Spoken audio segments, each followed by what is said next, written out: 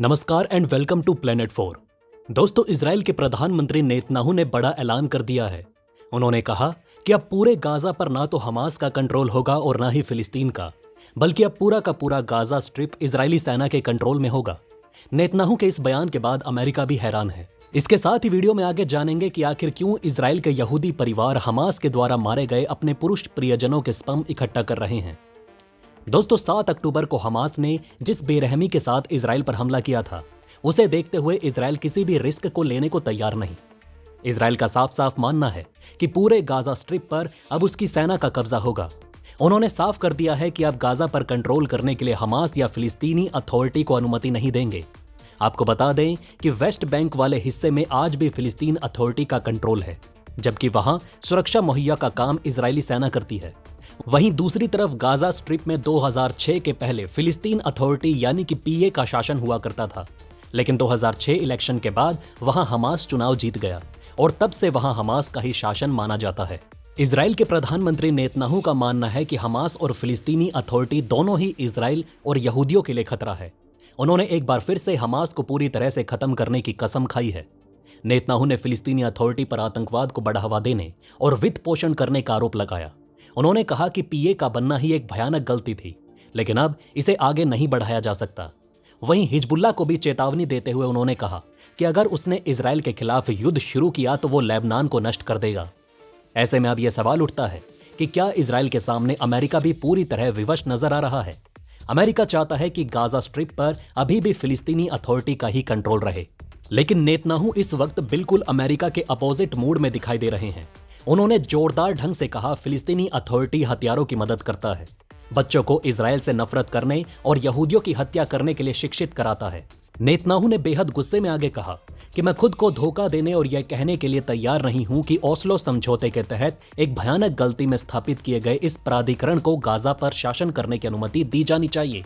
Netanyahu ने पीए राष्ट्रपति महमूद अब्बास के फतह और हमास का जिक्र करते हुए कहा कि फिलिस्तीनी आंदोलन 2 भागों में विभाजित हो गया है, लेकिन दोनों ही गुट इजराइल के अस्तित्व को खारिज करने वाली विचारधारा को मानते हैं।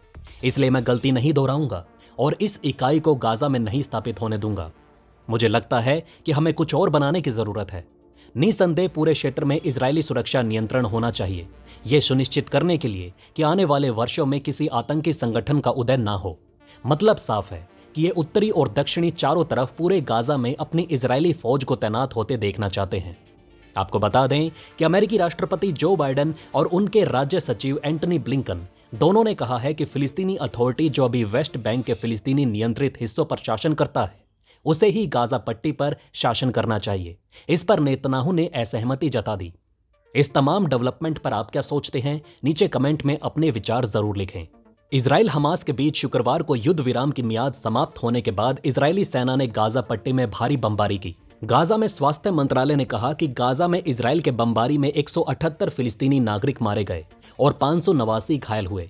मीडिया रिपोर्ट के अनुसार बमबारी के बीच इजरायली सेना ने घनी आबादी वाले दक्षिणी गाजा में पर्चे गिराकर लोगों से खान यूनिस शहर छोड़ने को कहा।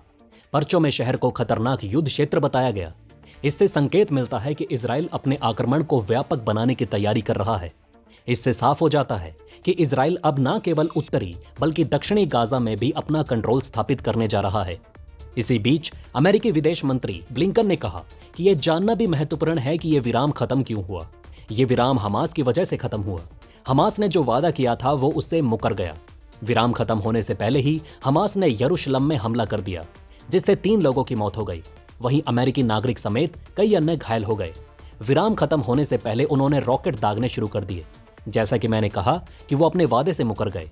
वहीं दूसरी तरफ इजराइल में लोग लड़ाई में मारे जा रहे अपने प्रियजनों के स्पर्म संरक्षित कर रहे हैं। देखिए, इस वक्त इजराइल में लोग हताश और विवश नजर आ रहे हैं। ऐसे में उन्हें किसी भी तरफ से एक उम्मीद की किरण मिल जाए, वो उनके लिए विश्वास और सपनों का सागर बनता जा रहा है। यही वजह है कि इजराइल में अपने बच्चों के स्पर्म संरक्षित करने की मांग करने वाले लोगों की बाढ़ आ चुकी है। अब इन स्पर्म से गर्भ धारण कराकर बच्चे पैदा होंगे। ऐसे में युद्ध की विभीषिका झेल रहे इजरायली लोगों के लिए स्पर्म संरक्षित करने की प्रक्रिया वरदान बनकर आई है, जिसमें इजराइल सरकार भी बढ़ चढ़कर साथ दे रही है। शव से स्पर्म निकालकर उन्हें लिक्विड नाइट्रोजन में फ्रोजन स्थिति में रखा जाता है। पहले इस प्रक्रिया के लिए कोर्ट से मंजूरी लेनी पड़ती थी, लेकिन अब इजराइल की सरकार ने भी अस्पतालों को यह आदेश दे दिया है कि अगर प्रियजन मांग करते हैं तो तुरंत शव से स्पर्म निकालकर संरक्षित कर दिया जाए। आपको बता दें कि मौत के 24 घंटे बाद तक स्पर्म सक्रिय रहते हैं। इन सभी डेवलपमेंट पर आपकी क्या राय है, नीचे कमेंट में जरूर लिखें। साथ ही चैनल को सब्सक्राइब करें। जल्द मिलते हैं एक और नई अपडेट के साथ। वीडियो अंत तक देखने के लिए धन्यवाद।